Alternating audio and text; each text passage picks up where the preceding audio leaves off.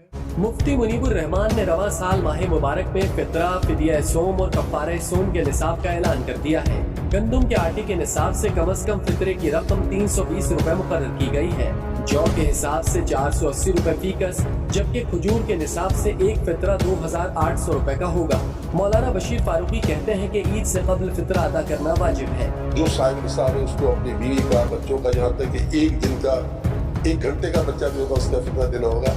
फितरे के औकात जो है वो चांद रात नहीं है, चांद रात भी है, लेकिन पूरे रमजान में जब चाहे दे सकते हैं। और खुदा न खास्ता किसी ने फितरा नहीं दिया और ईद आ गई, ईद के बाद दे सकता है। ज़कात फर्ज है जिसकी रमजान के महीने में अदायगी से माल महफूज रहता है। हाजत असलियत से हटकर जो है उसके पास साढ़े बहुत थोड़ा चांदी या इतनी रकम मौजूद है तो वो ज़कात देगा 2.5% लाख रुपए पर 2,500 रुपये।